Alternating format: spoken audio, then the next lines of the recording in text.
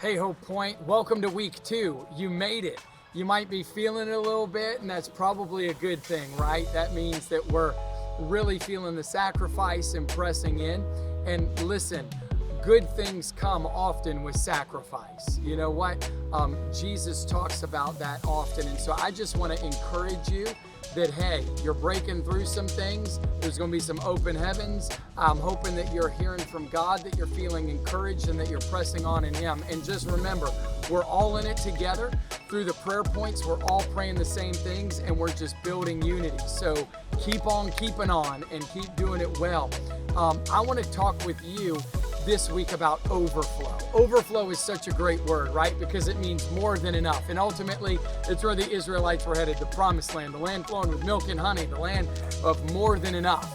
And when you think about glory and God's glory and overflow, God's glory overflows from creation. Psalm 19:1 says, "The heavens declare the glory of God. The skies proclaim His works." Romans 1 says that God's invisible qualities, His eternal nature, can be seen in what has been created. So when you think about creation, it just resounds the glory of God. And what humanism does, what sin does, is it tries to take creation, what God made, and try to disprove Him.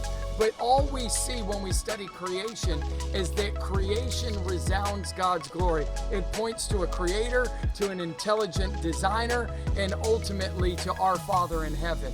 You were fearfully and wonderfully made.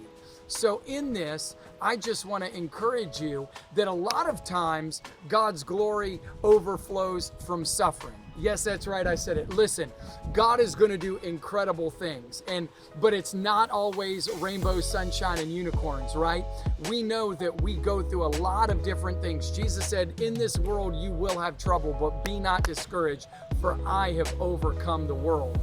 Peace I leave with you, not as the world gives," right? And so in Romans 8, we see that the Bible says to rejoice when we go into suffering, because the Spirit of God rests on us and the glory of God will be revealed in us. And so there might be some things that you encounter this year that you're going to have to obey the Bible on. You're going to have to say, "God, I'm going to forgive when it's tough. God, I'm going to give when I have lack. God, I'm going to sow in faith to reap an eternal reward."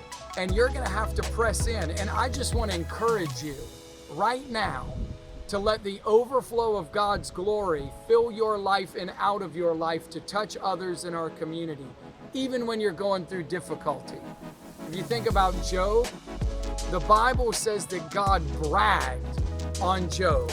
That when Satan would appear before God and say, "Listen, Job's still doing this," God would say, "Have you considered my servant Job? He still is faithful to me. Even though he's going through all of this, he's still faithful." What God allows will only make you stronger. God doesn't cause harm, but He will allow things to happen for your good and His glory. So this year, I want you to be encouraged.